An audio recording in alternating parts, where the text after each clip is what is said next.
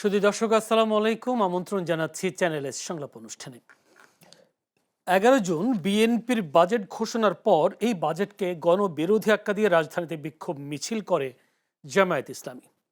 অবশ্য গতকাল কক্সবাজারের চকরিয়ায় এক সমাবেশে প্রধানমন্ত্রী তারেক রহমান বলেছেন, বাজেট পেশ করার আগে রাস্তায় বিক্ষোভ করা দেশকে অস্থিতিশীল করার ষড়যন্ত্র। বলেন, তাদের উদ্দেশ্য দেশের জনগণকে বিভ্রান্ত করা। এদিকে আজ জাতীয় প্রেস ক্লাবে জামায়াত ইসলামীর সেক্রেটারি জেনারেল গোলাম পরওয়ার বলেছেন, বিএনপি জুলাই সনদ ও গণভোটকে আলাদা করে জাতিকে বিভ্রান্ত করার চেষ্টা করছে। এছাড়া শিবিরের এক কেন্দ্রীয় নেতা অপহরণ নাকি আত্মগোপন, তাই নিয়ে চলছে আলোচনা, সমালোচনা ও পর্যালোচনা। প্রশ্ন উঠছে, কেন 6 শিশু মারা যাওয়ার ঘটনায় অপরাধী কিংবা কর্তৃপক্ষকে জরিমানার বদলে আদ্দিন হাসপাতালের লাইসেন্স বাতিল করা হলো? এই বিষয়টি এখনো পরিষ্কার নয় জনগণের কাছে। সেই সাথে সম্প্রতি বাংলাদেশ ও ভারতের 160 কোটি মানুষ নিয়ে ঢাকায় নিযুক্ত নতুন হাই কমিশনার দীনেশ ত্রিবেদীর বক্তব্য সন্দেহের চোখে দেখছেন তথ্যমন্ত্রী। সামাজিক যোগাযোগ মাধ্যমে দীনেশ ত্রিবেদীর বক্তব্যের বিশ্লেষণ করতে গিয়ে বিভ্রান্ত হচ্ছে জনগণ। এর মধ্যে জনগণ, তাই দর্শক আসলে এইসব বিষয়গুলো নিয়ে জনগণ বিভ্রান্ত হচ্ছে এবং রাজনৈতিক দলগুলোর পাল্টাপাল্টি বক্তব্যে আসলে কারা জনগণকে বিভ্রান্ত করছে এমন প্রশ্ন সামনে এসছে। তাই আমরা আজকের আলোচনার বিষয় নির্ধারণ করেছি, জনগণকে আসলে বিভ্রান্ত করছে কারা, জনগণকে বিভ্রান্ত করছে কারা। এই বিষয় নিয়ে আলোচনা হবে সমসাময়িক বিষয় নিয়েও তার আগেই আজকের দিনের সবচেয়ে একটি বড় খবর হলো, দুবাইয়ে গ্রেফতার হয়েছেন পুলিশের সাবেক আইজি বেনজির আহমেদ। তাকে ফিরিয়ে আনা কতটা সম্ভব, যদিও সরকার বলছে দ্রুত তাকে ফিরিয়ে আনা হবে, এবং কতটা ফিরিয়ে আনা সম্ভব সেই বিষয়টা এখন সামনে আসছে। দর্শক, আমরা এই বিষয়টাও নিয়ে আলোচনা করবার জন্য স্টুডিওতে আজকে উপস্থিত আছেন রাশেদ খান, বিএনপি নেতা। রাশেদ খান, আপনাকে অসংখ্য ধন্যবাদ সময় দেওয়ার জন্য। আছেন অ্যাডভোকেট শাহ মোহাম্মদ মাহফুজুল হক, আমির, শাহবাগ পশ্চিম থানা, বাংলাদেশ জামায়াত ইসলামী। শাহ মোহাম্মদ মাহফুজুল হক, আপনাকে অসংখ্য ধন্যবাদ সময় দেওয়ার জন্য। দর্শক, পুরো অনুষ্ঠান জুড়ে আপনাদের সাথে আছি আমি জয়নুল আবেদিন। আলোচনায় ঢুকতে চাই, প্রথমে একটু যেতে চাই রাশেদ খানের কাছে। রাশেদ খান, যদি এভাবে বলি, প্রধানমন্ত্রী তারেক রহমান তিনি গতকালকে তিনি বলেছেন, সমালোচনা করেছেন কক্সবাজার একটি সমাবেশে, যে নির্বাচনের আগে যারা জান্নাতের টিকিট বিক্রির প্রলোভন দেখিয়েছিল তারা এখন দেশকে অস্থিতিশীল করার চক্রান্ত করছে। অর্থাৎ তারা বাজেটের আগে, মানে বাজেট পেশ করার পরপরই তারা বাজেট নিয়ে সমালোচনা করে বিক্ষোভ মিছিল করেছেন। তিনি বলেছেন, সবাই বলছে এই বাজেট মানুষের উপকারে আসবে, কিন্তু কিছু স্বার্থান্বেষী মহল বাজেট নিয়ে সমালোচনা করছে। বিএনপি কি কোনো সমালোচনাকে নিতে পারছে না? বিষয়টা এমন? আসসালামু আলাইকুম, সবাইকে শুভেচ্ছা। বিএনপি সবসময় সমালোচনাকে পজিটিভভাবে দেখে, কিন্তু কোনটা সমালোচনার, কোনটা আসলে মিথ্যাচার, কোনটা বিষোদ্গার, সেটা আপনাকে বুঝতে হবে। জামাত ইসলাম এবং এনসিপি সরকারের কোনো গঠনমূলক সমালোচনা করছে না। দেখেন, সমালোচনা কিন্তু সরকারকে সহযোগিতা করে, আর সমালোচনার পাশাপাশি আপনাকে পরামর্শ দিতে হয়, ভিন্ন প্রস্তাবনা দিতে হয়। জামাত ইসলামের কি সেই ভিন্ন প্রস্তাবনা, সরকারকে সহযোগিতা করা, বা এনসিপি সেই কাজগুলো তারা করছে? হ্যাঁ, ছায়া বাজেট ঠিক ফেসবুকে সরকার গঠনের মতন, বাস্তবে এর কোনো ভিত্তি নাই। আমরা জামাতের একজন এমপির বক্তব্য শুনেই বুঝি যে ছায়া বাজেট সম্পর্কে জামাতের আসলে কতটুকু তাদের এমপিদের জ্ঞান রয়েছে। নিশ্চয়ই আপনি দেখেছেন যে একজন লম্পট এমপি বলবো আমি, কারণ তিনি ওয়াজ মাহফিলে, বিভিন্ন প্রোগ্রামে, রাশমিকা মান্দানি, তিনি তাকে দেখেন, তিনি নাকি সব থেকে সুন্দরী নারী। তিনি বেগানা নারীর দিকে তাকান এবং সেইটা আবার ওয়াজ মাহফিলে বর্ণনা করেন। এই জন্য আমি তাকে লম্পট এমপি বললাম, ভুল হলে ক্ষমা করবেন। তো যাই হোক, তিনি ওই যে বললাম আমির হামজা, মানে তার নাম তো বলা লাগে না, লম্পট এমপি বলতেই আমির হামজাকে মানুষ বোঝে, তাই না? আমার মনে হয় রাশেদ ভাই তো একটা টক শোতে কথাবার্তা, জাতীয় নেতা, এখন কথাবার্তা বলার সময় একটু শব্দ চয়ন এবং মানে সেটা আপনি আমার যদি মনে হয় বিষয়গুলো খেয়াল রাখলে কথা বললে ভালো হয়। না ঠিক আছে, আমি তো আপনাকে বলি নাই, কারণ আপনি একজন আমাকে না জেন্টলম্যান। আমাকে না বলেন, না, কিন্তু যাকে যাকে লম্পট তাকে বলছেন লম্পট বলতে হবে না, যে না, চোর তো সেটা তাকে চোর বলতে হবে, যে বদমাইশ তাকে বদমাইশ বলতে হবে, আর যে ভালো মানুষ তাকে ভালো মানুষ বলতে হবে। আপনি ভালো মানুষ, আমি আপনাকে চিনি, তাই না? সুতরাং আপনাকে তো আমি বলবো না। আমি আপনাদের বললাম যে আপনাদের না, কাছ থেকে যাতে আরো ভালো কিছু আশা আমি করি, কিন্তু এরকম শব্দ চয়ন। আমি কিন্তু মাহফুজ ভাই একটা উদাহরণ দিয়েছি। আপনি নিশ্চয়ই তাকে অ্যালাউ করবেন না যে তিনি ওয়াজ মাহফিলে রাশেদ খানকে হত্যাযোগ্য করে তুলছেন। আবার এটা তো দেখছি আপনি ওনার পরিবারের উপর, ওনার উপর হামলা, সেটা কি আপনার কোনো ইন্ধন ছিল কিনা, আহ, বা ওনার আপনার দ্বারা পরিবারের হয়েছে উপর কিনা, পরিকল্পিত ওনার হয়েছে পরিবারের কিনা? উপর হামলা আমি হ্যাঁ, আসলে এটা দেখি নাই। না আপনি দেখেন না, কিন্তু এটা তো মানে ওনার কোথায় হামলা হয়েছে? উনি কুষ্টিয়াতে? উনি সহ যখন ওনার পরিবারকে নিয়ে ওনার একটা অনুষ্ঠানে যোগদান করার জন্য যাচ্ছিলেন, সেখানে ওনার পরিবারের উপর, গাড়ির উপর হামলা হয়েছে। কবের সেটা ঘটনা দিয়ে এটা? উনি- আমার জানা নেই অ্যাকচুয়ালি। মানে এটার দেখে সাথে নিন কি ভালো ওনার করে। ইন্ধন আছে বলছেন? হ্যাঁ, অভিযোগ আসছে তো, মানে যে আমার এটা- নামে হ্যাঁ, অভিযোগ, আমার নামে। যারা ওনার প্রতিদ্বন্দ্বী, যারা ওনাকে বিভিন্নভাবে এই যে এরকম শব্দ চয়ন দিয়ে বিভিন্ন ঘায়াল করার চেষ্টা করতেছে, তাদের কারো না কারো ইন্ধনে আচ্ছা, তো হয়েছে। উনি তো আমার প্রতিদ্বন্দ্বী না, আমি ওনার আসনেরও না। আমি ঝিনাইদহের মানুষ, উনি কুষ্টিয়ার মানুষ। তবে যেহেতু আহ, জাতীয়ভাবে তার এই বক্তব্য সমাজকে কলুষিত করছে এবং তিনি ইসলামকে আসলে দুর্বল করছেন, সুতরাং তাকে নিয়ে আমরা মানুষকে সচেতন করার জন্য কথা বলেছি। তো যাই হোক, তার বিষয়ে আমি যেটি বলছিলাম যে বাজেট নিয়ে আসলে জামাতের এমপিদের কি ধারণা, সেটা আমির হামজাকে বিশ্লেষণ করলে মোটামুটি বোঝা যায়। মানে জামাত অদক্ষ সেটাই বলতে চাচ্ছেন?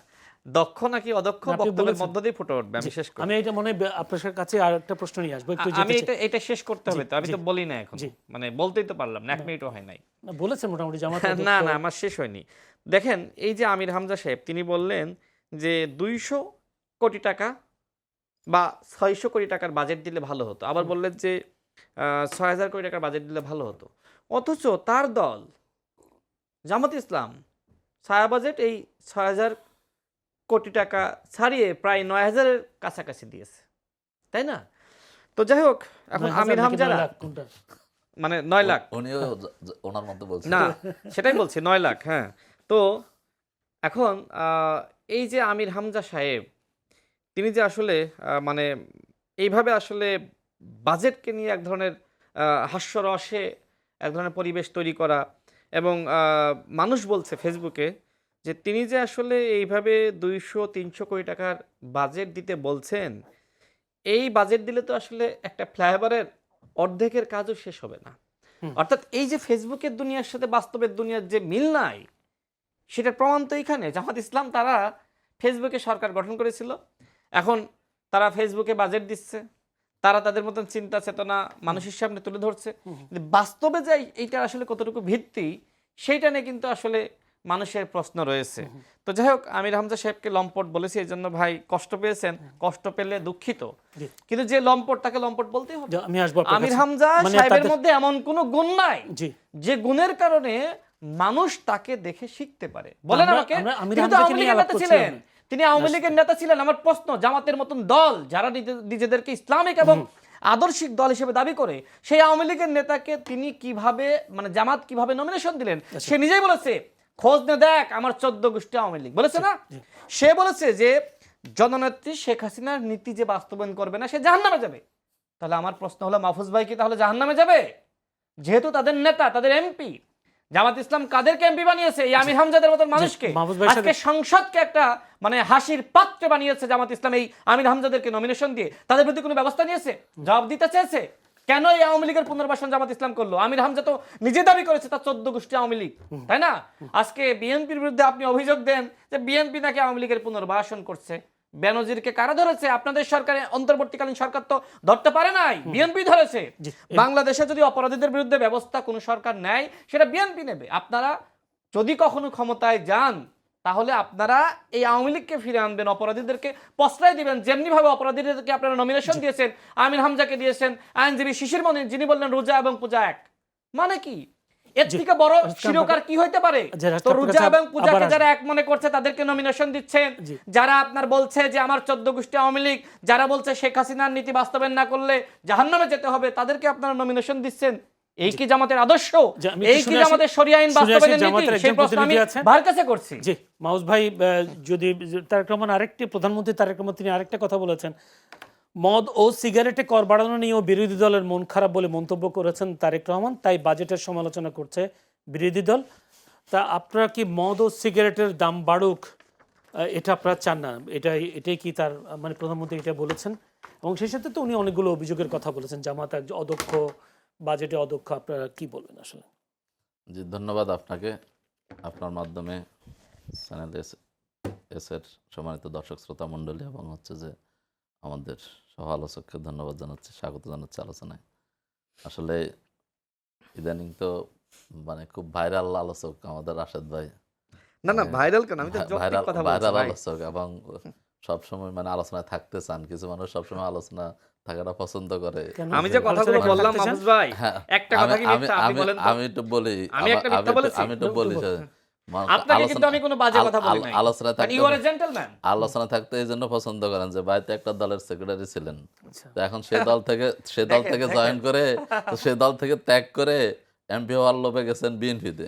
তো বিএনপিতে গিয়ে দলের নেতা আমি শেষ করতে জামাতের আমির, ভাই, সে আমাকে শেষ কিন্তু করতে দেন। জাসদ ছাত্রলীগের নেতা ছিল। আমাকে বলতে দেন, তাহলে কি জাসদ আমাকে শেষ করতে ছাত্রলীগ দেন, ছেড়ে কি সে জামাতের আমির হইলো শুধুমাত্র আমাকে শেষ করতে লোভে? দেন। বলেন তো। আমি শেষ করি, তারপর আপনি বলেন। অনেকক্ষণ তো বলছেন। তো সেই দলে গেলেন, না, আমি এমপি আপনাকে এলাও করেছি, আপনি আমাকে এলাও করেন। এমপি এটা কোনো কন্ডিশন তো? হ্যাঁ, এমপি হওয়ার চেষ্টা করলেন, তো হইতে পারলেন না, তৃতীয় হয়েছেন। যাই হোক, এরপরে ভাই হচ্ছে যে এখন তো কারণ হলো বিএনপির আপনারা কোনো পোস্ট জান্নাতের টিকিট বিলাইছেন। বাইরে এখন বিএনপি, আপনারা কাঁচা ভাই টাকা আমাকে করতে বিলাইছেন শেষ দেন। জান্নাতের টিকিট নামে। বিএনপির এখন হচ্ছে যে কোনো পোস্ট পদবি নাই, এখন নিজের দলেরও নাই। তো সেই হিসাবে তো ভাই সবসময় আলোচনায় একটু থাকতে হবে কোনো না কোনো ভাবে। তো সেই হিসাবে ভাই আলোচনায় থাকতে চান, এটাকে আমি খারাপ তো চোখে বলেন, দেখি না আমি যে যে আলোচনায় কথাগুলো থাকবো। বলেছি আই থিংক আপনি কিন্তু নোট ভাই, করেছেন। হ্যাঁ, উত্তর দেন কথাগুলো। আমি কথাগুলো উত্তর দিচ্ছি। দেন। এখন আমি ভাই, শুনতে চাই। ভাই হচ্ছে যার মানে ভাই তো সবচেয়ে যোগ্য বাংলাদেশে এখনকার হয়তো বা দৃষ্টিতে, কারণ হচ্ছে জামাত সবচেয়ে অযোগ্য এবং ভাইরা হচ্ছেন সবচেয়ে যোগ্য। এবং ভাই সবচেয়ে মানে মূল্যায়ন করেন জামাতের কোনো যোগ্যতা নাই, কোনো দক্ষতা নাই, সবকিছু হচ্ছে যে এখন হচ্ছে যে ভাইদের না, উনি তো যোগ্যতা, উদাহরণ দক্ষতা দিচ্ছে। আমির হামজা ভাসমান। যে বলেছেন 200 আম- কোটি 600 কোটি আমি- বাজেটের কথা বলেছেন, 6000 কোটি বাজেট, এই আমি কথাগুলো কি আসলে বোঝা এই যায়? কথাগুলো বোঝা যায়, এই কথাগুলো ভাইয়ের দলের সাবেক দলের যিনি হচ্ছে যে প্রধান কি নুরুল হক নূর, উনি সংসদে দাঁড়িয়ে বা যখন একটা প্রস্তাবনা উপস্থাপন করতে গিয়ে কতবার ভুল করছেন, স্পিকার তাকে কি ভাষায় সংশোধন করছে। তো আমরা কি বলবো যে উনি অযোগ্য, অদক্ষ? কোনো একটা শব্দ বা কোনো একটা ভুল সেন্টেন্স বললে ওটার সাথে সাথে আপনি বলবেন না, যে না, উনি না। হচ্ছে যে অযোগ্য, সে অদক্ষ।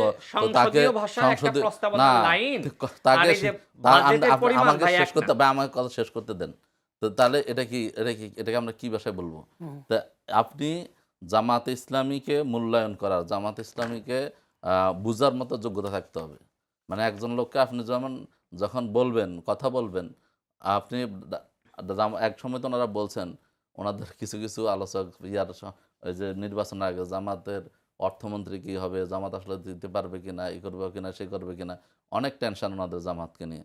তো এখন জামাত ইসলামী যখন একটা বাজেট দিয়েছে, বাজেট দিয়ে বিএনপি যেখানে 9,38,000 কোটি টাকার বাজেট দিয়েছে, জামাত সেখানে এটা পূর্ণাঙ্গ বাজেট দিয়েছে, সেখানে 8,39,505 কোটি টাকার একটা প্রস্তাবনা বাজেট, ছায়া বাজেট দিয়েছে।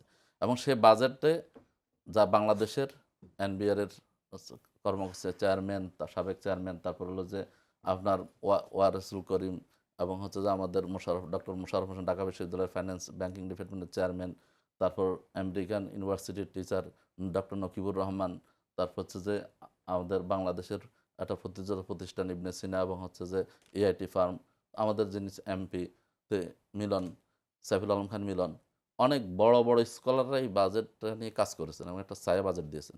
আমি তো ভাবছিলাম যে রাশেদ ভাই আজকে একটা ধন্যবাদ দেবে, বা রাশেদ ভাই বিএনপির পক্ষ থেকে একটা ধন্যবাদ দেবে যে বাংলাদেশের ত্রয়োদশ জাতীয় সংসদ এখন চলমান আছে, সেই ত্রয়োদশ জাতীয় সংসদের এই প্রথম কোনো একটা বিরোধী দল একটা ছায়া বাজেট পেশ করছে, এবং সেটা জামাত ইসলামী। জামাত এনসিপি ইসলাম তো দিয়েছে। না, আমি বলছি যে জামাত ইসলাম বিরোধী দল এখন এই ইয়াতে প্রথম।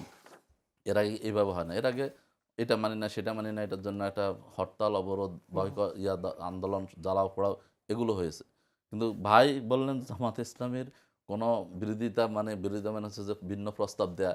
আসলে মানে চোখ যদি বন্ধ করে রাখেন প্রলয় তো কি হয় না, বন্ধ হয় না। জি। এবং বাইরের চোখটা খোলা থাকা দরকার, যা আপনি দেখেছেন, জাতি দেখেছে। না, জামাত ইসলামী বাংলাদেশে যখন তেল সংকট, লাইনের পর হাজার হাজার কিলোমিটার মানুষ রাস্তায় ঘুমায় তেলের জন্য, যখন বেহাল অবস্থা, সেসব জামাত ইসলামী রাজনীতি করে নাই, সেখানে সংসদে দাঁড়িয়ে প্রস্তাবনা দিয়েছে এবং সরকারি দল সেই প্রস্তাবনা মেনে নিয়ে কমিটি গঠন করেছে। কমিটি গঠন করে কাজ করার পরে সেইটা বন্ধ হয়েছে।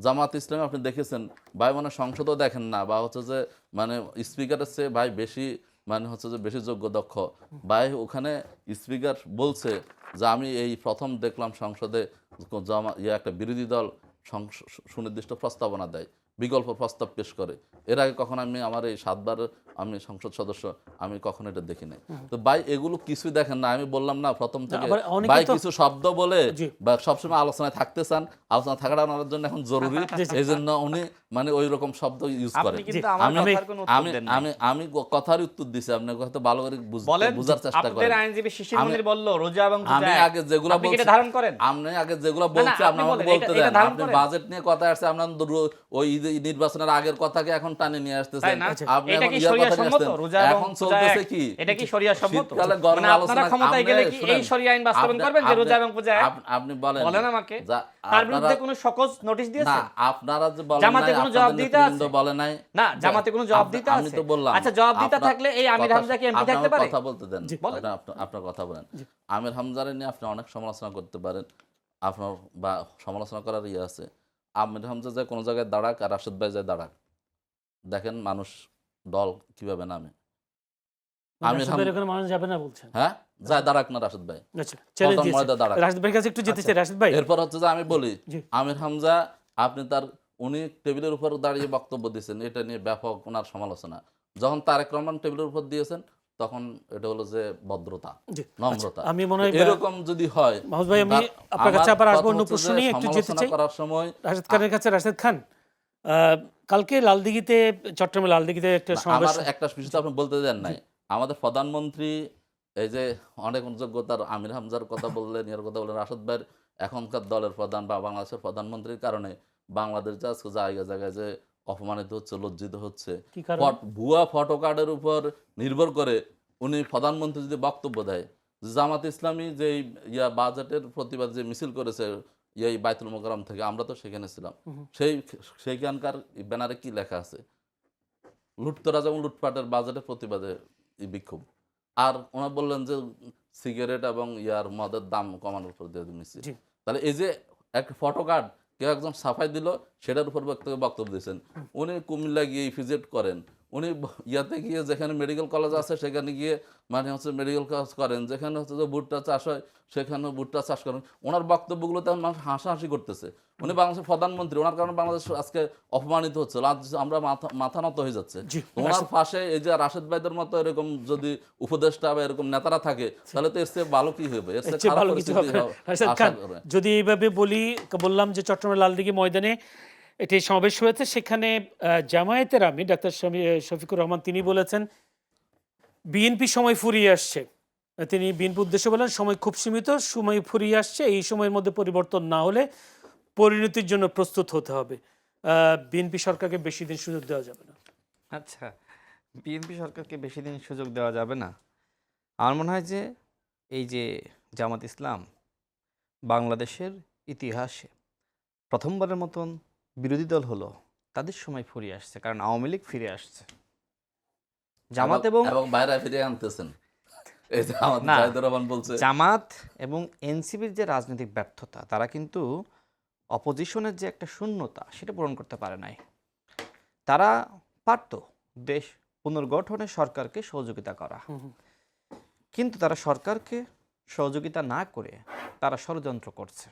কিভাবে করছে আমি বলবো, তার আগে বলি আল্লাহ আমাকে মাফ করুক, আল্লাহর কাছে মাফ চাই, আল্লাহ যেন আমির হামজার মতন নেতা আমাকে না বানাই, আর জামাতের মতন অন্ধ চাইলেও পারবে না। ভণ্ডদের নেতা যাইতে আমার না হতে হয়। উনি যে বললেন না, আমির হামজা যদি পল্টনে দাঁড়ায় মানুষ হাজার হাজার লাখে লেগে চলে আসবে, কারা? যারা অন্ধ ভণ্ড তারা, না, রাশেদ খান, আমরা যারা রাজনীতি অন্ধ বাদ দিই, ভণ্ড আমরা তারা জামায়াতের আমিরের কথা বলি। ভালো মানুষ, সচেতন মানুষ। জামায়াত আমির আমির যে- হামজার ওয়াজে যায় না, জি। আমি- আমির আমির হামজার হামজার ওয়াজ থেকে আসি। এমনকি জামাতের সচেতন শিবিরের সচেতন নেতারাও যায় না। আমি চ্যালেঞ্জ করে বলতে পারি, কি শিখবে বললাম আমির তো, হামজার কাছ থেকে? আমি যে কি শিখবে, শেখার কি আছে? চ্যালেঞ্জ গ্রহণ করেন, হ্যাঁ, আমি আপনার যে আপনি আমাকে বলছেন যে আমি পাগলদের নেতা হব? না না মানে পারলে পাগলদের নেতা না হবো পারলে আমি? তো এটাই বলবেন। তাহলে আমাকে বড় পাগল হইতে আপনি হবে। বাংলাদেশের মানুষকে অপমানিত করতেছেন। কেন? তিনি জাতীয় সংসদের সদস্য, জনগণ ভোট দিয়েছে, এইসব সদস্য সদস্যরা হাত খান মানে না। আপনি তৃতীয় হয়েছেন। না না, জামাত ইসলামী এইসব আমির হামজার মতন এমপি টেমপি গুনার টাইম নাই। টাইম থাকবে কেন? আমরা যেন হইতে কিসের পারবো তো। এমপি, কিসের জনগণ এমপি তো সে? আপনাকে রিসিভ করে না, জনগণ রিসিভ। আমির হামজাকে রিসিভ আপনি করে। টাকা দিয়ে জান্নাতের টিকিট বিতরণ করে আমির ভোট হামজাকে কিনেছেন, রিসিভ করে। আপনি ভোট কিনেছেন। আমির হামজাকে জামাতের পক্ষ থেকে ইবনে সিনা এবং ইসলামিয়াকে ভাই, কয় শুনেন, বস্তা টাকা দিয়েছেন সেটা বলেন। কয়েক বস্তা ভাই, টাকা দিয়েছে। আপনি তো জানেন, আপনি তো জানেন যে গ্রামগঞ্জের মানুষের ভোট টাকা দিয়ে কেনা যায়, জানেন না? তো ভাই থার্ড হইছেন, আপনি তো সেকেন্ড হইলে আমি থার্ড হইছি এটা নৈতিক ভাবে, আর আপনারা অনৈতিক ভাবে এমপি হয়েছেন। এই যে 77টা এমপি হয়েছেন কিভাবে ভাই? আর আপনাদের যারা উন্নয়ন 112 প্রকল্পের জনের টাকায়। সবগুলা কি দি হয়েছে?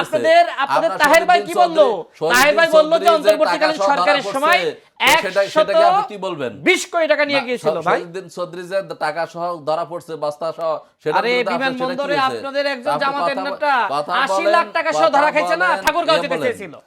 খাইছে না ধরা? আমি শেষ করি একটু ভাই। আপনি কথা বলেন। ওকে, কিন্তু আল্লাহ আমাকে মাফ রাখে করুক, বলেন। আপনার কাছে আমি দোয়া চাই, আল্লাহ যেন আমাকে আমির আমরা মনে হয় হামজার মতন রাশেদ খান, নেতা আমরা- না বানায় আর অন্ধ ভণ্ডদের নেতা না বানায়। জি জি, এটা ঠিক যারা আছে। আমির হামজার ওয়াজ মাহফিলে যায় এরা অন্ধ ভণ্ড না, বিএনপি সময় ফুরিয়ে এসেছে না, কিনা আমি এই ভালো জায়গায় মানুষের ওয়াজ মাহফিল শুনতে যায় না। আমির হামজার শিবির কথা- এবং জামাতের সচেতন মানুষরা তার ওয়াজ শুনতে যায় আমির না। হামজার আমরা আমি একটু আসি। স্টপ করি। হ্যাঁ, এই যে আমাদের যে জামাতের কথাটা আমির, বলেছেন, শোনেন, জি জামাতের আমির হুমকি দিলেন, কাকে হুমকি দিলেন? বাংলাদেশের জনগণ জামাতের নেতৃত্বকে গ্রহণ করবে না, এই বাণী কে দিয়েছে? নাহিদ ইসলাম দিয়েছে। আমার তো বলার কিছু নাই। সুতরাং জামাতের আমির যদি বলে যে বিএনপির সময় ঘনিয়ে আসছে, বিএনপির সময় ফুরিয়ে আসছে, কি করবেন? কাকে নিয়ে আন্দোলন করবেন? আপনাদের সাথে কে থাকবে? আন্দোলন যদি সামনে শুরু হয়, এই এনসিপি তো আপনাদের সাথে থাকবে না, কারণ এনসিপি সাময়িক আসন পাওয়ার জন্য জামাতের সাথে গিয়েছিল। হান্নান মাসুদ তো এমপি হয় নাই, এমপি তো প্রকৃতপক্ষে জনতার এমপি। জামায়াত তো আমি ভাই কিসের ভিত্তিতে মাহফুজ ভাই, হুমকি- শেষ করি। কিসের ভিত্তিতে হুমকি প্রকৃতপক্ষে দিয়েছে? যদি ওই এলাকায় জামাতের কেউ এমপি হয়ে থাকে সেটা মাহফুজ ভাই হওয়ার কথা ছিল। মাহফুজ ভাই হান্নান মাসুদকে মানে আসনটা ছেড়ে দিয়েছে, তাই না? তো আপনাদেরকে ব্যবহার করে এনসিপি এই কয়েকটা আসন নিয়েছে। কিন্তু সময় এবং সুযোগ যে সময় আসবে, নাসিরউদ্দিন পাটোয়ারিরা জামাতকে ভ্যাকসিন দিয়েছে না? কি ভ্যাকসিন? ভ্যাকসিনটা হলো যে জামাত সংস্কার বিরোধী। নাসিরউদ্দিন পাটোয়ারি বলেছে জামাত স্বাধীনতা, সার্বভৌমত্ব এবং মানচিত্র বিরোধী শক্তি, এই ভাই, শক্তিকে রুখে দিতে হবে। নুরুল হক শেষ করি, জাতীয় সংসদে একটু শেষ করি, আমাকে একটু সুযোগ দেন, আপনার কাছে আমি সুযোগ চাচ্ছি ভাই, প্লিজ শেষ করি। তারপরে নাসিরউদ্দিন পাটোয়ারি কি বলল যে কি চান, সংস্কার নাকি ভণ্ডামি প্রকাশ করেন? আরে জামাতের সাথে ইসলাম যায় না, নাসিরউদ্দিন পাটোয়ারি বলেছে। এই জামাত থেকে ইসলাম বাদ দেন, নাসিরউদ্দিন পাটোয়ারি বলেছে। সে নাকি ঢাকা ৮ আসনে জামাতের সবথেকে বড় খলিফা, আর জামাতের কর্মীরা তার সাথে সেলফি তোলার জন্য পাগল হয়ে যায়। মানে কি? মানে অতীতে জামাতের ধর্ষণ করে দিয়েছে নাসিরউদ্দিন পাটোয়ারি, এইটা ভুলে গেছে। এখন সে মানে যখন জামাতের এই যে 11 দলীয় সমাবেশ হয় না, এটা জামাতেরই সমাবেশ, ম্যাক্সিমাম জামাতের নেতাকর্মী, এনসিপির আর কয়জন যায় সেখানে, নাসিরউদ্দিন পাটোয়ারি আল্লামা দেলোয়ার হোসেন সাইদি সাহেবের কণ্ঠ নকল করে তিনি কি বলে গেছেন সেগুলো বলেন। ভণ্ডামি দেখেন, আজকে জামাত ইসলাম এই রাজনৈতিক ভণ্ড নাসিরউদ্দিন পাটোয়ারিদেরকে আশ্রয় প্রশ্রয় দিচ্ছে। তাহলে জামাত ইসলাম কি সংস্কার চাই বলেন? এই নাসিরউদ্দিন পাটোয়ারি তো বললো আপনারা সংস্কার চান না। নাহিদ ইসলাম বলেছে যে পিয়ারের নামে বাংলাদেশে সংস্কারের নামে প্রতারণা করছে জামাত ইসলাম, বলেছে না? সুতরাং আপনারা এই বিষয়গুলো আগে ক্লিয়ার করেন। আপনারা বলেছিলেন বাপের থেকে বেশি বাইরো না, তাহলে কি বাপ জামাত ইসলাম আর সন্তানকে এনসিপি? সেগুলো আমি জানতে চাই। যাই হোক, তার মানে জামায়াতের হুমকি আমি শেষ করি। জামাতের হুমকি, ফাপড়বাজি, এইগুলো দিয়ে দেশের কিচ্ছু আসে যায় না, জনগণের কিচ্ছু আসে যায় না। আমার কথা শেষ হয়নি, আমাকে আরেকটু সময় বিরতি নিতে হবে। দর্শক, ছোট্ট একটা বিরতিতে যাচ্ছি, আমাদের সঙ্গেই থাকবেন। দর্শক, বিরতির পর আবারও আমন্ত্রণ চ্যানেলের সংলাপ অনুষ্ঠানে। আলোচনায় এতক্ষণ ছিলেন আমাদের অতিথিরা, আপনারা নিশ্চয়ই আমাদের সাথে ছিলেন, বাকি সময়টা আমাদের সাথে থাকবেন সেই প্রত্যাশা। আবার একটু যেতে চাই মাহফুজুল হকের কাছে।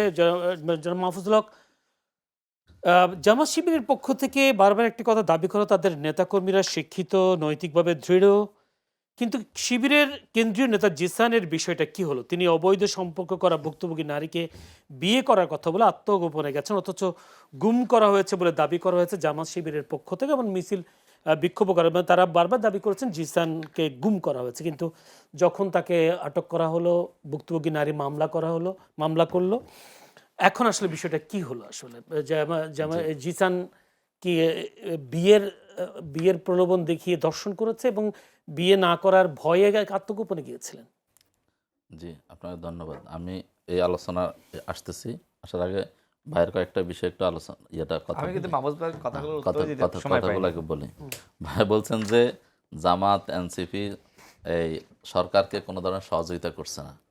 মানে আসলে রাশেদ ভাইরা, আমি তো প্রথম বললাম না, মানে হচ্ছে যে আপনি ভালো কাজ যদি স্বীকৃতি না দেন, যা কোনো দেশে ভালো ভালো মানুষকে যদি আপনি সম্মান না করেন, তাহলে সেখানে ভালো মানুষের জন্ম হয় না।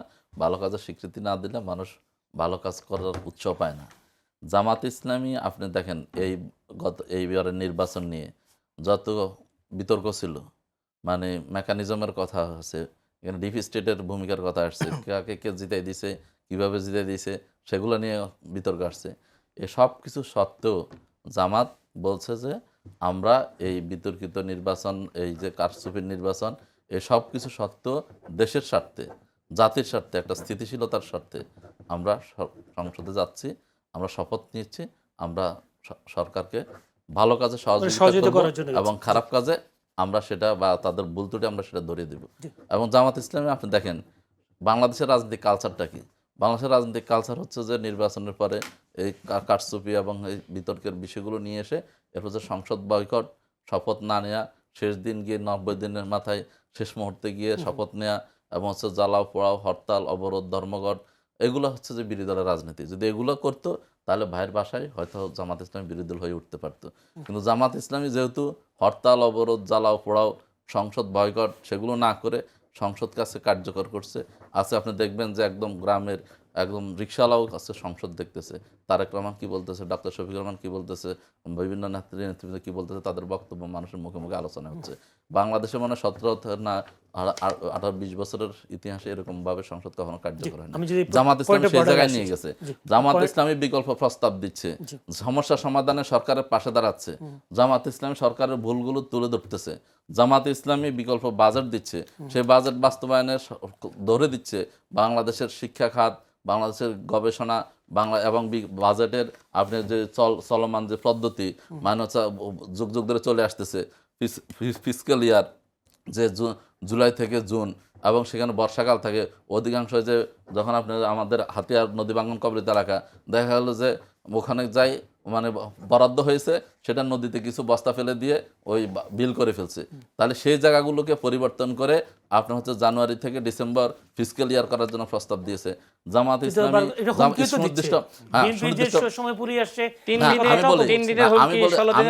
আমি বলি এগুলো তো জামাত ইসলামী এই যে বিরোধিতার জন্য বিরোধিতা না করে একটা রাষ্ট্রকে কিভাবে কার্যকর করা যায়, সরকারকে কিভাবে কার্যকর করা যায়, দেশকে কিভাবে স্থিতিশীল করা যায়, সে জায়গায় জামাত ইসলামী ভূমিকা রাখতেছে। বাইরা এগুলো চোখে দেখেন না, বাইরা সবসময় হচ্ছে যে মানে অপরাজনীতি যদি জামাত ইসলামী করতো তাহলে সেটাকে তারা হয়তো আরেকটা হচ্ছে অথবা যদি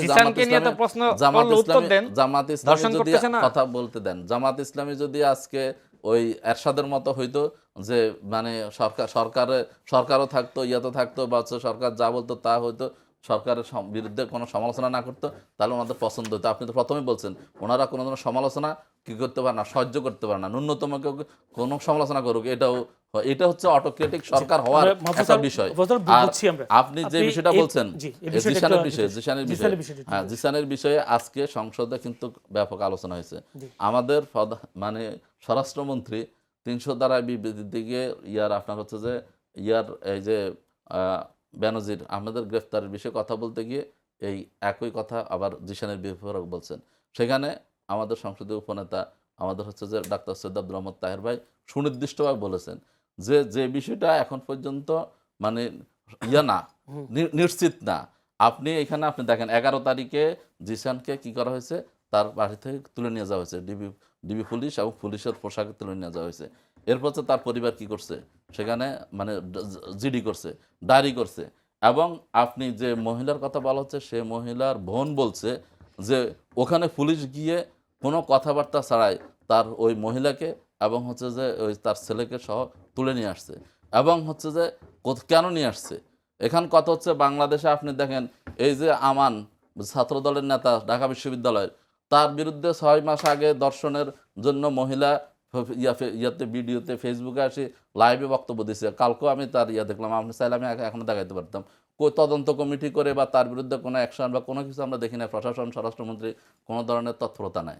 কিন্তু ওই মহিলা অভিযোগ, আমরা সত্য মিথ্যা কি হবে, যেটা হবে যদি সে অপরাধী হয় তার সাজা হবে, তাকে শাস্তি ভোগ করতে হবে, দলও তার বিরুদ্ধে ব্যবস্থা নেবে। কিন্তু দেখলাম যে এখানে যখন তাকে গুম করা হলো, আপনি তার যে ছবিটা দেখবেন যে তাকে যেভাবে ফেলে রাখা হয়েছে, মানুষ মানে যেই ছবিটা সে যেভাবে পড়ে আছে কাদা এবং ইয়ার মধ্যে, মানে হাত পা অবস্থায়, তা আপনি দেখলে বুঝবেন যে কেউ যদি গোপনে থাকে এই অবস্থায় থাকে, তাহলে তাকে তুলে নিয়ে যাওয়া হলো।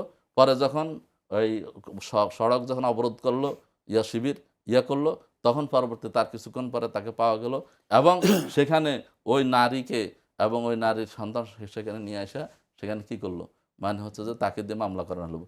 মামলার সাজাতে গিয়ে এমনভাবে সাজালো, মানে হচ্ছে যে 3 থেকে 4 সপ্তাহ, মানে হচ্ছে ঘটনার অনুযায়ী সাংবাদিক যখন প্রশ্ন করলো যেমন 20 দিনে ভ্রূণ হয় কিনা, এবং সেটাকে কি হচ্ছে যে আপনার মানে ভ্রূণ নষ্ট করে ফেলছে, নষ্ট করে ফেলছে, বলছে না সেটা তাহলে অন্য কিছু হইতে পারে। এবং সেখানে যখন সাংবাদিকদের প্রশ্নের যে কেন আপনি পরিবারের সদস্যদেরকে উঠে নিয়ে আসলেন, বা তাকে কেন আজকে জনগণের সাথে পরিবারের সাথে দেখা করতে দিচ্ছেন না, কথা বলতে দিচ্ছেন না, যদি সে সুস্থ থাকে তাকে কেন কথা বলতে দিচ্ছেন না, তখন তিনি কোনো প্রশ্ন উত্তর না দিয়ে তাড়াতাড়ি, ষড়যন্ত্র। এই তো আমি মনে করি, আমি বলবো না যে সে হচ্ছে যে একদম নির্দোষ তুলসী পাতা।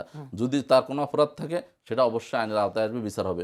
কিন্তু আজকেও আপনি দেখেন নারায়ণগঞ্জের যুবদলের নেতা এই সংঘবদ্ধ দর্শনের ঘটনায় সেখানে গ্রেফতার হচ্ছে। আজকে প্রতিদিন তাদের প্রায় 94টা দর্শনের ঘটনা ঘটছে। আমানের কথা আমি বললাম, তার বিরুদ্ধে অভিযোগ আছে। কোন জায়গায় আমাদের বিএনপির ভাই বন্ধুদেরকে বা প্রশাসনকে এত শক্তিশালী দেখি না, কিন্তু ওখানে দেখলাম যে পরিবার কোনো অভিযোগ না করার আগে পরিবারকে সেখান থেকে উঠাই নিয়ে এসে তাকে দিয়ে মামলা করে বাধ্য করে এরপর হচ্ছে যে সেটাকে সাজানো হচ্ছে। আমার কথা হচ্ছে যদি এটা ষড়যন্ত্র হয়, প্রশ্ন যে ষড়যন্ত্র হয়, তাহলে শিবির থেকে তাকে বহিষ্কার কেন করা হলো না?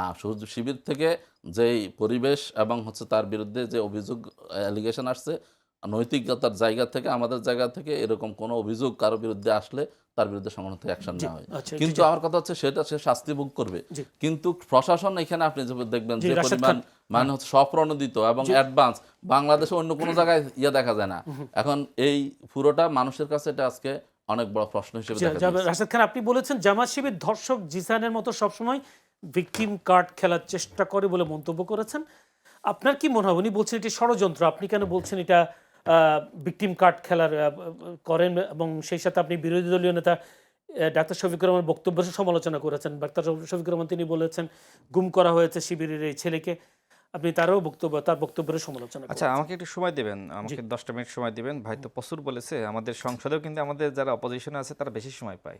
তো সরকার দলীয় লোক হয়ে আমরা কিন্তু বঞ্চিত। আমাকে একটু সময় দিবেন। আচ্ছা, হ্যাঁ, না আমি আপনার প্রশ্ন অনেকগুলো চলে আসবে, তো শুনেন। ছোট ছোট করে আগে মানুষ ছাত্রলীগকে বলতো ধর্ষণ লীগ, এখন যেহেতু শিবিরের অনেকে একসময় ছাত্রলীগ করতো, এই জন্য এখন মানে বলা যায় শিবিরকে এখন মানুষ ধর্ষণ লীগ বলছে, তাই না? এটা অনাকাঙ্ক্ষিত, দুঃখজনক। লীগের অনেকে তো শিবির করতো, মানে শিবিরের অনেকে লীগ করতো এরকম। আর ছাত্রদল সবগুলা কি দুয়া তুলসী পাতা ছিল? আমি আপনার সহযোগিতা চাই। উনি আমানুল্লাহ আমানের কথা বলেছেন, আমি আপনার সহযোগিতা চাচ্ছি। আচ্ছা শোনেন, এই যে ভাইয়ের বক্তব্যগুলো একটু খেয়াল করেন। সে কিন্তু জিসানকে অপরাধী হিসেবে মানতে নারাজ। জিসান যে ধর্ষণ করেছে, ভুল ব্যাখ্যা দেন না, আমি কি বলছি কথা প্লিজ আপনি নোট করেন আমার ভাই, প্লিজ। আপনি তো আমার সামনে বলছেন, সে কথা আমি বলছি না, ঠিক আছে, আমি কিন্তু একবার বলতে গেছি, আপনি থামিয়ে দিয়েছেন, বলি নাই, আপনি একটু নোট করলে খুশি হব। এখন দেখেন, এই যে অপরাধী, সে একজন বিধবা নারীকে বিয়ের প্রলোভনে একের পর এক ধর্ষণ করেছে, তার ভ্রূণ নষ্ট করেছে, এবং এটা নারীরই বক্তব্য, তার বোনের বক্তব্য আমি পাঠ করেছি।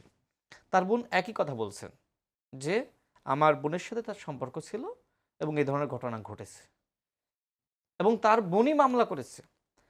আপনি বলছেন যে তার গায়ে আপনার ধুলা বালি, তাই না? মনে হচ্ছে যে অপহরণ করেছে। আপনি নিশ্চয়ই খেয়াল করবেন, আজকে প্রথম আলো পত্রিকা সহ সমস্ত গণমাধ্যমে সংবাদ প্রকাশিত হয়েছে, এই জিসানের বিরুদ্ধে ধর্ষণ মামলা হওয়ার কারণে সে এখন চোখ খুলছে না। ইচ্ছে কত করে, বড় ইচ্ছে নাটক করে।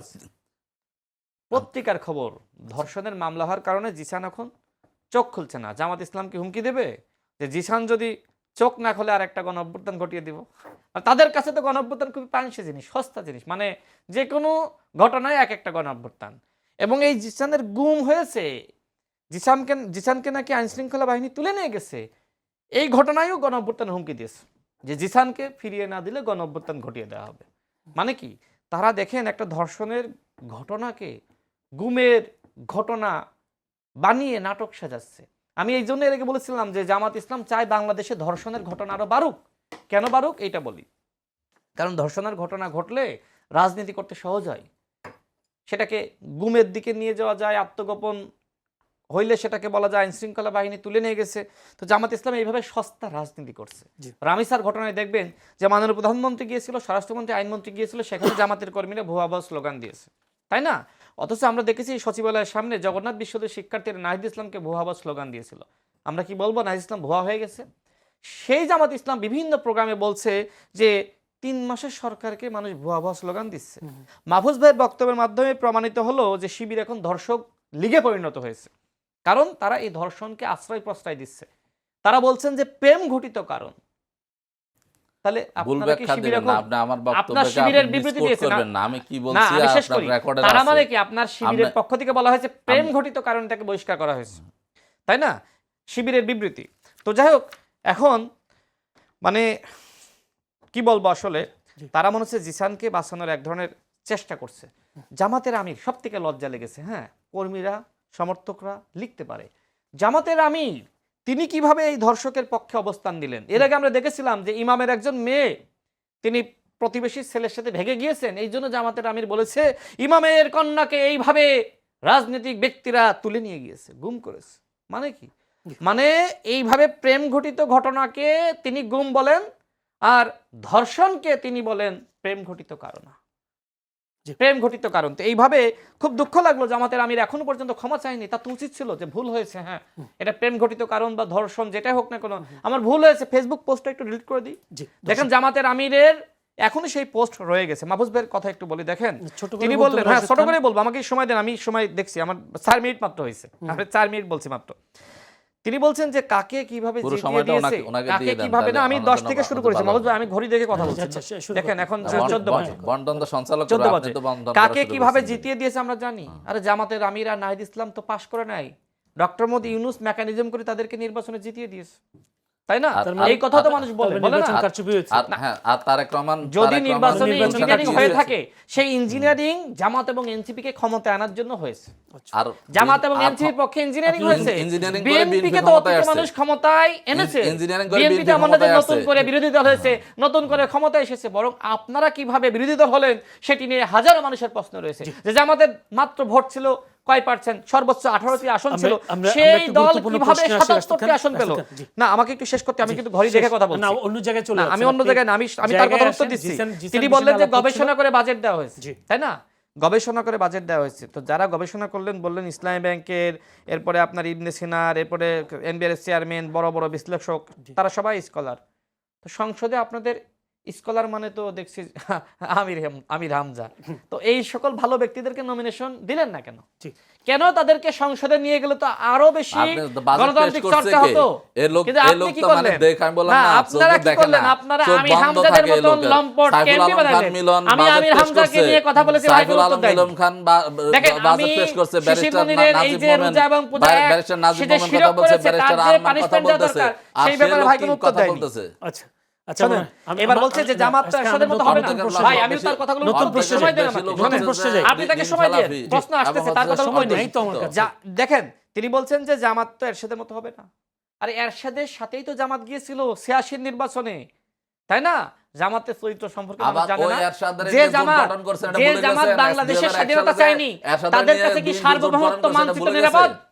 আমার কথা হলো যে জামাত বাংলাদেশের স্বাধীনতা চায়নি, তাদের কাছে তো স্বাধীনতা সার্বভৌমত্ব কোনোটাই নিরাপদ নয়। সুতরাং বাংলাদেশের জনগণ কেন জামাতকে ভোট দিয়ে এই রাষ্ট্রকে ধ্বংসের মুখোমুখি ঠেলে দিবে? আমাদের স্লোগান সবার আগে বাংলাদেশ, তাদের স্লোগান কি জিজ্ঞেস করেন? আমরা তো বলি সবার আগে বাংলাদেশ, তারা বলে সবার আগে পাকিস্তান।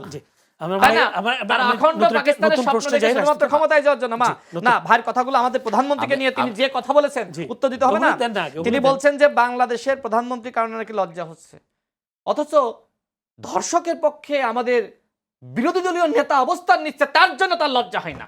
ওনার কথা সব না, সময় একটাই, তিনি কি এটা বলেছে? ওনার হচ্ছে যে না, ওই যে না, বললাম দেখেন তিনি যেটা- কি বলেছে। আচ্ছা, মদ এবং সিগারেটের দাম কি সরকার বাড়ায়নি এই বাজেটে? তো এটার জন্য কি বাড়িয়েছে। সরকার না, জামাত বিরোধিতা করছে? বাড়াইছে এটা কিনা? জামাতের তো বিরোধিতা এটার আপনি জন্য এটা তাহলে বলেন। সরকারকে আপনি এটা- ধন্যবাদ কেন দিলেন না? না, সরকারকে আপনি ধন্যবাদ কেন দিলেন না বলেন, যে সরকার আপনার নিত্যপণ্যের এটার দাম বিরুদ্ধে কমিয়েছে, জামাতকে প্রতিবাদ করছে? সরকার বিলাসবহুল পণ্যের জামাতকে দাম প্রতিবাদ বাড়িয়েছে, করছে, জামাত তো বলছে এটা সরকার আবার সামাজিক নিষিদ্ধ করে নিরাপত্তামূলক দেন। কর্মসূচি আপনি নিষিদ্ধ হাতে করে নিয়েছে দেন। যাতে করে এই নিত্যপণ্যের দাম সাধারণ মানুষের ভুয়া ক্রয় কথাবার্তা ক্ষমতার বলেন। মধ্যে আসে। এই বাজেট হলো সর্বকালের সর্বশ্রেষ্ঠ সেরা বাজেট, মানে বাজেট। আওয়ামী লীগের মতো হ্যাঁ, এই কথাবার্তা শুরু বাজেট করছেন। আপনারা মানতে পারছেন না, কারণ এই বাজেটের মাধ্যমে আপনাদের রাজনীতি নাই হয়ে গেছে। না জি, নাই হয়েছে। নাই জি, হয়ে গেছে। জি, মাহমুদুল শেষ হক- কথা বলি, শেষ কথা হ্যাঁ, শুনেন। শেষ কথা শেষ। শেষ কথা আমার হলো তো না, সময় শেষ নেই, কথা বলতে হবে। সময় নেই, সময় নেই। আষাঢ়ের সময় গর্জন, নেই, রাজনীতিকে সময় নেই। আষাঢ়ের আমার কাছে গর্জন অনেক প্রশ্ন সার, রয়ে গেছে, এই জামাতের এই প্রতিদিন অভ্যুত্থানের হুমকি দিয়ে বিএনপির কিচ্ছু আসে যায় না। কিচ্ছু আসে যায় এই না। জামাত ইসলাম এখন বলছে 3 দিনের মধ্যে বিএনপির পতন ঘটিয়ে দিবে, কেউ বা বলছে 16 দিনের মধ্যে বিএনপির পতন ঘটিয়ে দিবে, অথচ বছরের পর বছর ওই মাহফুজার কার্যালয়ে তালা ঝুলছিল,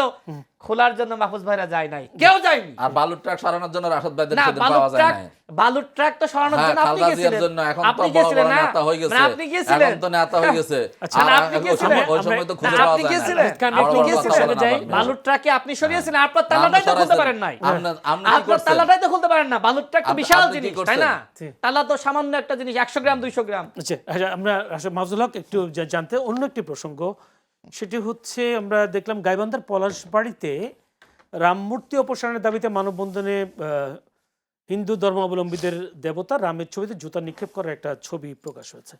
এটাকে আপনি ধর্মীয় অবমাননা মনে করেন কিনা? যে ছোট্ট করে বলতে হবে, যাতে আমরা অনেকগুলো প্রশ্ন উত্তর না, দিই। আপনি তো রাশেদ ভাইকে 10 মিনিট সময় দিয়েছেন, তা না, আমাকে আপনি কয় এর আগে মিনিট আপনাকে দিবেন? দিয়েছি। বলেন। না, আপনি আপনি আগে 10 মিনিট বেশি বলেছেন, আমি খেয়াল করছি তো। আগে না, বলেছেন আপনি আপনি। সেটা ইয়া করেন। জি। আপনি এই যে যে বিষয়টা বললেন, অবশ্যই যদি মানে এরকম ঘটনা যারা গঠিত করছে বা সংগঠিত করছে, সেটা অবশ্যই বাংলাদেশের আইনের দৃষ্টিতে, বাংলাদেশের ইয়াতে সেটা ঠিক হয় না এবং এটা করা উচিত হয় না। কিন্তু আপনি দেখেন বাংলাদেশের মানুষ পার্শ্ববর্তী একটা দেশে, এই পশ্চিমবঙ্গে যখন বিজেপি ক্ষমতায় আসলো, তখন পশ্চিমবঙ্গে কি হচ্ছে, কি চলতেছে, ওখানে মুসলমানদেরকে ধরে ধরে যেভাবে নারীদেরকে নির্যাতন করতেছে, মা বোনদেরকে দর্শন করতেছে, নির্যাতন করতেছে, ঘরবাড়ি পোড়াই দিচ্ছে, মসজিদ ওইগুলো পোড়াই দেওয়া হচ্ছে, মানুষ ইবাদত করতে পারতেছে না। এবং হচ্ছে যে সেখানকার ইয়া বলতেছে যে বাংলাদেশকে তারা হচ্ছে যে ফিলিস্তিন বানায় ফেলবে, বাংলাদেশকে তারা হচ্ছে যে মানে দুর্ভাগ্য যে দুই দেশ এক করে বড় একটা দেশের ইয়ার স্বপ্ন দেখে। তো একটা পার্শ্ববর্তী দেশে যখন আপনি দেখবেন যে আপনার ভাই বোন, আপনার হচ্ছে যে ধর্মীয় লোকদের উপর নির্বিচারে হত্যা হচ্ছে, নির্যাতন হচ্ছে, জুলুম হচ্ছে, তো এটার প্রতিক্রিয়া কিন্তু আমরা আগ থেকে সতর্ক করতেছিলাম। আমরা বলছিলাম যে এরকম যদি বিজেপি করতে থাকে, ভারতে যদি এরকম চলতে থাকে, ভারতের মুসলমান, বাংলাদেশের মুসলমান, সারা পৃথিবীর মুসলমান কিন্তু তারা, আমরা মনে করি আমরা ভাই ভাই। তাহলে এই জায়গাগুলো যদি আপনি যখন আপনার ভাইকে হত্যা হতে দেখবেন, তারপর হচ্ছে তার বোনকে দর্শিত হতে দেখবেন, মসজিদ ভাঙতে দেখবেন, ইবাদতখানা ইয়ে করতে দেখবেন, তখন এটার একটা প্রতিক্রিয়া অন্য জায়গায় হয়। যদিও বাংলাদেশ ভারত ধর্মনিরপেক্ষ রাষ্ট্র সাংবিধানিকভাবে, কিন্তু সেখানে আজকে কি চলতেছে, বিভিন্ন জায়গাগুলোতে মুসলমানদের উপর কি নির্যাতন চলতেছে, তো সেটা আমরা তারপরেও ওখানে বলবো করছে বলে যে আমাদের এখানে না, করতে হবে আমাদের বিষয়টা। বলবে না সেটা করতে হবে না, সেটা করা উচিত না, এটা করা উচিত না। কিন্তু ভারতকে বা আন্তর্জাতিক বিশ্ব এবং আমাদের বাংলাদেশের পক্ষ থেকেও ভারতের সরকারকে চাপ দেওয়া উচিত। প্রত্যেক ক্রিয়ার একটা সমান প্রতিক্রিয়া থাকে। জি। মানুষকে সবাইকে আপনি ইয়ে করতে পারবেন না। এখানে বিভিন্ন ধর্মের মানে যারা হচ্ছে যে বিশ্বাসী আছে, বিশ্বাসী আছে, তাদের উপর এগুলো প্রতিক্রিয়া হয়। তো এই জায়গাগুলো কোনোভাবে হওয়া উচিত না। জি, অসংখ্য ধন্যবাদ রাশেদ আমি খান। আপনার রাশেদ ভাইয়ের 2-3টা প্রশ্ন আমি একটু ছোট করে উত্তর দিই, না দিলে ছোট্ট আপনি করে। মানে হচ্ছে একতরফা কথা হয়ে ছোট যাবে। করে, আমার কাছে তো সময় ভাই- নেই, সেই কারণে। ভাই বলছেন যে ভাই এখন এনসিপির সব খারাপ, এই এনসিপির সাথে জোট করার জন্য বাইরে কি কম চেষ্টা করছেন, কম বৈঠক হয়েছে? রাশেদ ভাই নিজে জানেন না জানেন তো। এনসিপির তারপর সাথে বৈঠক করার জন্য কি করেন কে কেন আপনি জানেন না? আরে আমি তো এনসিপির সাথে ছিলাম মিটিং এ এনসিপির সাথে আমাকে যোগ বলতে করা, দেন। এনসিপির সাথে না আমিও না আপনাকে না বলি নাহি বিএনপি এটা যে আলোচনায় নাসির আসে নাই, সার্জিস বহু হাসনা বহু বৈঠক হয়েছে আমাকে এবং অনেক আজকে বলেন অনুরোধ করেছে যোগ করার আজকে জন্য। আমি বলেছি যে আমি বলি 71 আমাকে দায় আমার যাদের কথা আছে শেষ তাদের করতে সাথে দেন। তোমরা যাবা, তোমাদের সাথে আমরা যাব না। আমার কথা শেষ করতে দেন। তাহলে সে সময় তো আপনি বিএনপিতে যান না, বিএনপি তারপরে গেছেন বিএনপির সাথে 22 সাল থেকে বিএনপির সাথে ছিলাম ভাই, প্লিজ বিএনপির সাথে জোটের সাথে ছিলেন, আপনি বিএনপিতে একই যোগ তো দেন কথা, নাই একই তো না, কথা। কিসের একের কথা? বিএনপির সাথে আন্দোলনে ছিলাম, ওই আপনি সময় তো কোথায় আমরাও ছিলেন? ছিলাম, আপনি কোথায় ওই ছিলেন? সময় তো আমরাও ছিলাম। নেভার কি বলেন আপনি? আপনারা বিএনপির সাথে যুগপথে না, ছিলেন না, আমরা আপনাদের কোনো সংস্কারের দফা ছিল বিএনপির না সাথে ছিলাম না, ভাই, শুধু কোথায় ছিল? ওনারা আপনাদের ছিল। সাথে তো শুনেন, বিএনপির সাথে আমার কথা একটা কথা সময় কথা গিয়ে বলতে আপনি দেন, নিজেও জানেন। আপনার কথা বলেন। আপনি নাহিদ এই যে এনসিপির যারা বলতেছেন বা এই যে সব খারাপ, সব বারবার, কিন্তু কৃতজ্ঞতা বোধ থাকা উচিত। 17 বছর তো আপনারা আমরা সবাই মিলে আন্দোলন করছি।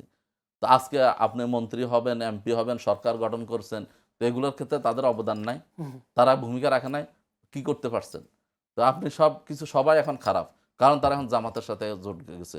যদি আজকে এগুলো যদি আজকে রাশেদ ভাইয়ের মতো বিএনপির সাথে যাইতো তাহলে সব ভালো হয়ে যেত। সব ভালো এরপর এরপর এরপর হচ্ছে যে ভাই আমাদের এই যে ইয়ার ডাক্তার শফিকুর রহমানের একটা পোস্টকে নিয়ে উনি বললেন ক্ষমা চাওয়ার জন্য। তো ওই যে সিগারেট, মদ, এগুলোর জন্য জামাত ইসলামী আন্দোলন করতেছে, এই ভুয়া ফটো কার্ডের জন্য কি তারেক রহমানের জাতির কাছে ক্ষমা চাওয়া উচিত না? এবং হচ্ছে যে তার যে ভুল বক্তব্য দিচ্ছেন, সে জায়গায় জায়গায় গিয়ে প্রাথমিক বিশ্ববিদ্যালয় বিভিন্ন কথা প্রধানমন্ত্রী হয়ে বলতেছেন, সেগুলোর জন্য ক্ষমা চাইছেন, সেগুলোর জন্য ক্ষমা চাওয়া উচিত না? আমার কাছে সময় নেই, আমার মনে হয় ভাইদেরকে একটু কথাবার্তা বলার মহম্মদ সময় ভাই, আমার কাছে সময় নেই। এমন আমি এমন শব্দ চয়ন করেন রাজখান উনি, একটা ছোট্ট মানে করে হচ্ছে প্রশ্ন যে করি, ওনার সেই ছাড়া আর কেউ প্রশ্নটার বাংলাদেশে উত্তর বোঝে দিয়ে না, আমি উনি শুধু শেষ একমাত্র করবেন, বোঝে। আমার অন্য প্রশ্নে এবং যাওয়ার কোনো ইয়া সুযোগ নাই। নেই। ওকে যদি এভাবে বলি, তথ্যমন্ত্রী জহিউদ্দিন স্বপন বলেছেন ভারতের জনসংখ্যা বাংলাদেশের জনসংখ্যাকে যারা এক করার কথা বলেন তাদের বলতে চাই, সার্কভুক্ত দেশগুলোর মোট জনগোষ্ঠী 220 কোটির বেশি।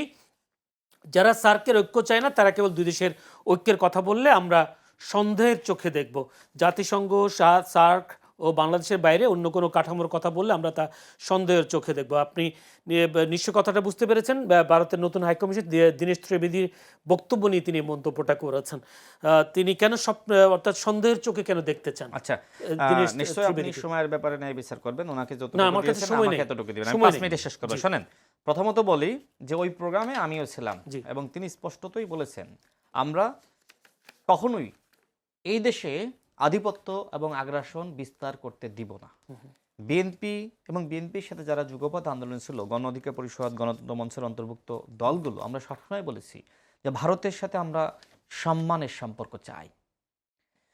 জামাত ইসলাম ভারতের বিরোধিতা করে, আবার রাতের বেলায় বৈঠকও করে ভারতের বিভিন্ন কূটনীতিকের সাথে। এইটাই তো জামাত ইসলামের রাজনীতি, তাই না? তো যাই হোক, জহিউদ্দিন স্বপন ভাই যে কথা বলেছেন যথার্থই বলেছেন যে আমরা কোনো দেশের জনগোষ্ঠীর সাথে আর একটা দেশের জনগোষ্ঠী এক হয়ে যাবে, হোয়াট ইজ দিস? এই বক্তব্য অগ্রহণযোগ্য। বরং কিন্তু আমার দেশের স্বাধীনতা স্বাধীনতা যুদ্ধ তো হয়েছিল, এক হয়ে গেছিল। কি বলেন, কিভাবে এক হলো? ওনারা সাহায্য করতে না, ওনারা সাহায্য তো করতেই পারে, সাহায্য তো করতেই পারে, সুযোগ তো নেই। না সাহায্য তো করতেই পারে, এরকমই তো হয়। পৃথিবীর বিভিন্ন দেশে এরকম হয়েছে এবং সাহায্য করেছেন, এগুলো কি আপনি যা ইচ্ছে তাই করবেন আর আমি আপনাকে মানব নাকি? আপনি আপনার প্রয়োজনে সহযোগিতা করেছেন, আমি আমার প্রয়োজনে আপনাকে সহযোগিতা করেছি। মানে বিষয়টা আসলে এরকম পারস্পরিক সহযোগিতার ব্যাপার না। 71-এর বিষয়টা ছিল পারস্পরিক সহযোগিতার ব্যাপার, কারণ ভারতের প্রয়োজন ছিল, তাই না? কারণ পাকিস্তান ওই সময় মানে যেহেতু আপনার এক থাকলে ভারত মনে করছিল আমাদের জন্য ক্ষতি হচ্ছে, তারা সেই অর্থে সহযোগিতা করেছে। আর বাংলাদেশের জনগণ নিপীড়িত হচ্ছিল, বাংলাদেশের জনগণ তার স্বাধীনতা চেয়েছে, ভারত তার স্বার্থেই বাংলাদেশকে সহযোগিতা করেছে। এমন না যে শুধুমাত্র বাংলাদেশকে ভারত দিয়ে গেছে, না, যুদ্ধের সময় এবং যুদ্ধের পরে এই বাংলাদেশ থেকে অনেক কিছু ভারত নিয়ে গেছে এবং এর প্রতিবাদ স্বয়ং শেখ মুজিব পর্যন্ত করেছিল, তাই না? এরকম অনেক হিস্ট্রি আছে। যাই হোক, আমি ভাইয়ের কথার একটু উত্তর দিই। ভাই বললেন যে মানে আমরাও তো ছিলাম বিএনপির সাথে। না, যুগপৎ আন্দোলনে জামাত ইসলাম ছিল না, সংস্কারের কোনো প্রস্তাবনা জামাত ইসলামের ছিল না। জামাত ইসলাম বিপ্লবী দল হয়েছে গণঅভ্যুত্থানের পরে, গণঅভ্যুত্থানের আগে তাদের কোনো সংস্কার প্রস্তাবনা আমরা দেখিনি। আমি তারিখ বলবো, তারিখ বলছি, শোনেন। 2022 সালের 9 ডিসেম্বর আনুষ্ঠানিকভাবে 20 দলীয় জোট ভেঙে দেয় বিএনপি। 2022 সালের আপনার 24 ডিসেম্বর থেকে আবার যুগপৎ আন্দোলন শুরু হয় এই জোট ভেঙে যাওয়ার পরে। সেই যুগপৎ আন্দোলনে আমি চ্যালেঞ্জ করে বলতে পারি জামাত ইসলাম কোথাও ঘোষণা দেয় নাই যে আমরা বিএনপির সাথে যুগপৎ আন্দোলনে আছি। তারা কোথায় ছিল? আত্মগোপনে ছিল। জিসানের মতন আত্মগোপনে ছিল জামাত ইসলাম। সংসদে দেখেন, জি, আমার কাছে সংসদে সময় শেষ করি প্লিজ। জি, সংসদে জামাত ইসলামের আমাকে চেহারা, 2 মিনিট দিতে ভাই। আমাদের অপোজিশনের চেহারা দেখলে বোঝা যায় যে এটা জামাত ইসলাম। গণ অভ্যুত্থানের সময় এই চেহারা কি দেখা গেছে যে এইখানে জামাত ইসলাম মিছিল করতেছে? আজকে গণ অভ্যুত্থানের অন্যতম শক্তি আপনি নিজেকে দাবি করেন। হ্যাঁ, আমি বলছি গণ অভ্যুত্থানে আপনি ছিলেন, কিন্তু যেভাবে আপনি নিজেকে দাবি করেন সেইভাবে ছিলেন না। জামাতের একজন এমপি প্রার্থী ওই যে বলছে না, সুখ টান দিলে আল্লাহর কাছে মাপ পাওয়া যায় যদি জামাত ইসলাম করেন, বলেছে না? জি, সে বিভিন্ন ধন্যবাদ। জায়গায় বলে বেড়াচ্ছে এই দেশে নাকি জামাতের নেতৃত্বে নাকি গণ অভ্যুত্থান হয়েছে। 1 মিনিট সময় What is দিতে হবে this? ভাই। আমি শেষ করবো, শেষ শোনেন। অবশ্যই। শেষ- আমি শেষ শেষ- করবো। শেষ- প্রধানমন্ত্রীকে নিয়ে আজকে তারা যেভাবে চক্রান্ত ষড়যন্ত্র করছে, আজকে প্রধানমন্ত্রীকে নিয়ে মিথ্যাচার করছে। প্রধানমন্ত্রী তো যথার্থই আমি বলেছে, যে কথাগুলো বলছি ওগুলো প্রধানমন্ত্রী উত্তর দেখুন। যথার্থই বলেছে। হ্যাঁ, সেখানে মদ সিগারেটের দাম বাড়িয়েছে। আপনারা কি বলেছেন যে হ্যাঁ, এই কাজগুলো আপনারা যথার্থই করেছেন? প্রধানমন্ত্রী তিনি বলেছেন যে আমাদের বিরোধী দল এটার বিরুদ্ধে যারা আমরা অপোজিশনে আন্দোলন যারা করেছি, আছে, প্লিজ এটার শেষ করি। বিরুদ্ধে আন্দোলন আমাদের করেছি। অপোজিশনে যারা আপনি আছে ভুল ব্যাখ্যা দেন, তারা এই ভুল যে ব্যাখ্যা দিয়ে আমরা মদ ফটোকপি এবং দেখে আমরা প্রধানমন্ত্রী বক্তব্য সিগারেটের দাম দিলে সেটার বাড়িয়েছি, কি হবে? এইটা নিয়েও তারা সে অসন্তুষ্ট। প্রধানমন্ত্রী কি হবে? অসন্তুষ্ট না হলে না রে, কেন আপনারা মিছিল করলেন? জি। উনি জানেন আরে, না, আরে, উনি জানেন না বাজেট জামাত বিশ্লেষণ ইসলামের শেষ যে হয়নি। 41 দফা বাজেট সংস্কার প্রস্তাব বিশ্লেষণ দিয়েছে শেষ হয়নি, বাইতুল মোকাররমে দাঁড়িয়ে গেছে। কোনো ইয়া নাই। কেন? অসংখ্য ধন্যবাদ। বাজেটে কি রাশেদ কি খান- দিয়েছে সেইটাও জানেন রাশেদ না। খানের মতো না লোকেরা জেনে আমি জামাত হামজার থেকে মতো শিবির থেকে আপনারা সহযোগিতা বক্তব্য নিয়ে দিচ্ছেন, আমি আজকে হামজার পর্যায়ে মতো প্রতিবাদ আইসা করছেন। এখন জামাত শিবিরকে বড় বড় কথা বলেন, গলাবাজি করেন। দুজনকে অসংখ্য ধন্যবাদ দর্শক এতক্ষণ সময় দেবার জন্য। দর্শক আপনারাও আজকে এই আলোচনা দেখবার জন্য ধৈর্য ধরে আপনাদের প্রাণঢালা অভিনন্দন শুভেচ্ছা জানিয়ে আগামীকাল একই সময়ে চ্যানেলের সময় অনুষ্ঠান দেখার আমন্ত্রণ জানিয়ে আজকের মতো এখানে বিদায় নিচ্ছি। ভালো থাকবেন সবাই।